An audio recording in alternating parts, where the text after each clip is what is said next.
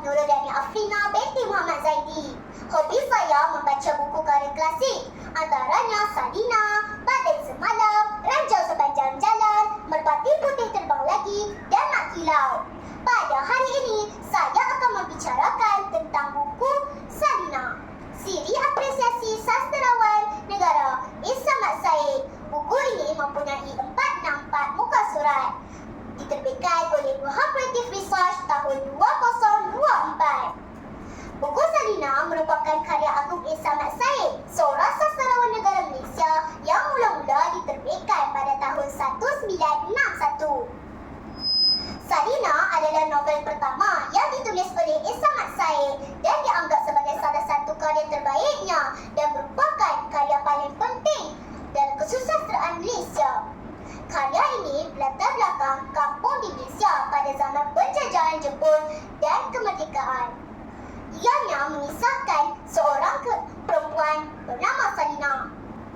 Salina digambarkan sebagai seorang yang cantik dan menawan, tetapi hidupnya penuh dengan penderitaan dan pergolakan emosional. Dia terjebak dalam hubungan rumit dengan lelaki yang dicintainya, seorang pejuang kemerdekaan yang bernama Khalid. Kisah cinta mereka terhalang oleh politik, perang dan keadaan yang berubah-ubah di sekitarnya. Salina seorang wanita muda yang hidup pada zaman penjajahan Jepun yang mengalami perjalanan hidup yang penuh liku-liku. Dia ditinggalkan oleh suaminya dan harus berjuang sendiri untuk menjaga anak-anaknya. Di tengah kesulitan hidup, Salina menemukan cinta dan perjuangan untuk mempertahankan harga dirinya. Tema utama dalam novel ini adalah kemanusiaan, perjuangan dan pengorbanan. Salina berlatar belakangkan zaman selepas Perang Dunia Kedua di Singapura, ketika masyarakat sedang berusaha untuk membangun semula kehidupan mereka selepas kehancuran yang disebabkan oleh perang.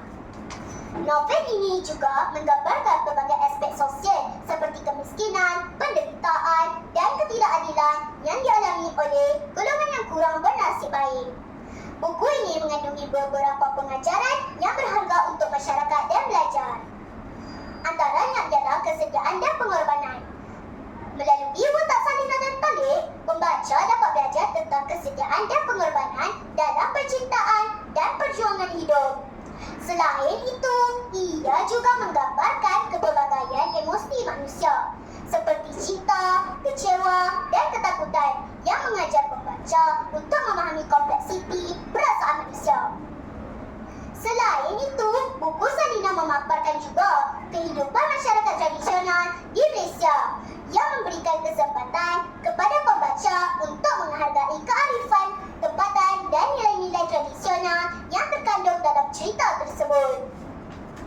Melalui kisah Salina, pembaca dapat menelaah kritikan terhadap ketidakadilan sosial dan mencari penyelesaian untuk mencapai keadilan dalam masyarakat.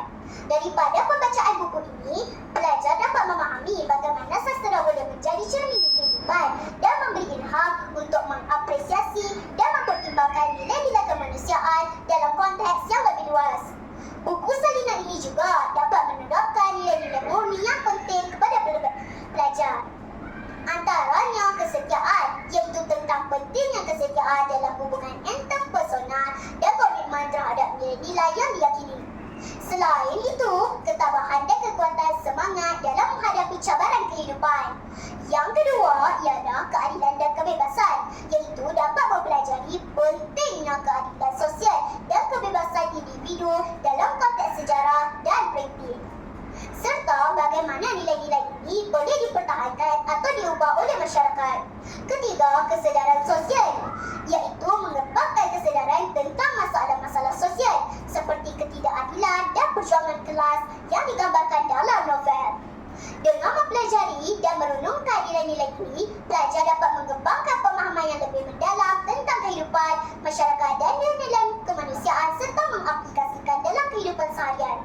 Kesimpulannya, buku ini dapat memberi inspirasi dan wawasan tentang kekuatan seorang perempuan dalam menghadapi cubaan hidupnya. Karya ini dihargai sebagai sebuah novel sastra yang hidup kerana mengabarkan cerminan yang mendalam tentang sejarah dan kehidupan sosial di Malaysia. Sekian Terima kasih.